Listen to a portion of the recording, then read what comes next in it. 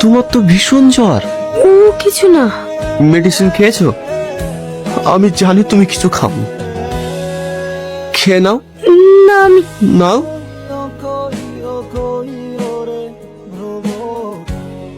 রাহুল, রাহুল, কি হয়েছে? তুমি চেঁচাচ্ছ কেন? তোমার ওই গণধর ছেলে কোথায়? ডাকো ওকে। আরে বাবা কি হয়েছে সেটা তো বলবে। কি হয়েছে রাহুল? কি হয়েছে আব্বা? চিৎকার করছো কেন? এটা কি?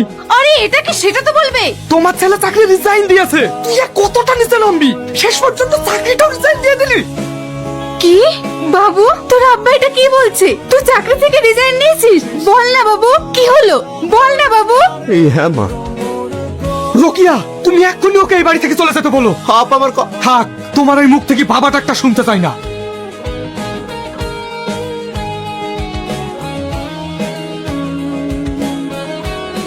মা, মা কি হয়েছে? মা আলমারিতে গহনাগুলো রেখেছিলাম, খুঁজে পাচ্ছি না। অন্য কোথাও রাখো না তো?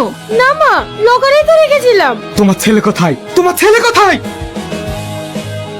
তোমাকে আর ওর মতো ছেলের সঙ্গে থাকতে হবে না। তুমি এখনই ব্যাগপত্রগুলো গুছিয়ে নাও। আমি আজই তোমাকে বাপের বাড়ি রেখে আসবো।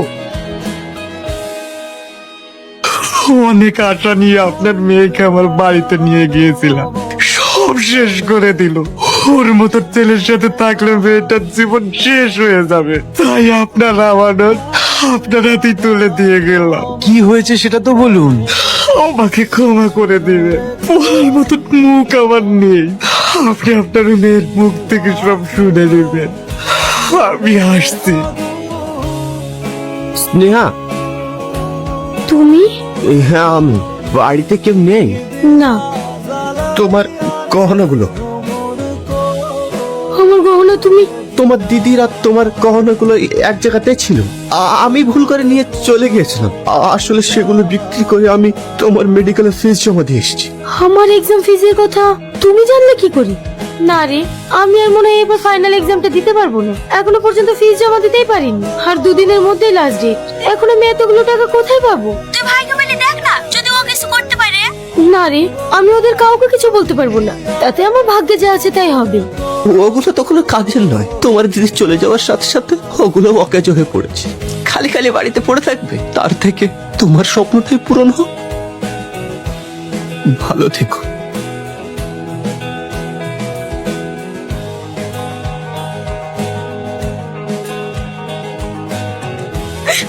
সেই তখন থেকে কেঁদে যাচ্ছিস, কি হয়েছে সেটা তো বল।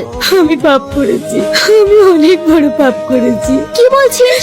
আমি তো কিছুই বুঝতে পারছি না। রাহুল খারাপ ছেলে না, ওর মতো ছেলে এই পৃথিবীতে একটাও নেই। আমি ওকে ভুল বুঝেছিলাম, আমি ওর জীবনটা ভেঙে তছনছ করে দিয়েছি।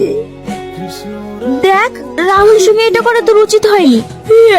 ওর মতো ছেলের সাথে যদি আমি সংসার করতে না পারি, তাহলে এই পৃথিবীতে কোনো ছেলের সাথে সংসার করতে পারবো না। তুই যখন নিজের ভুলটা বুঝতে পেরেছিস, তোর কাছে এখনো সময় আছে। তুই রাহুলের কাছে গিয়ে ক্ষমা চেয়ে নতুন করে শুরু কর। হ্যাঁ, আমাকে কিছু একটা করতেই হবে, কিছু একটা করতেই হবে।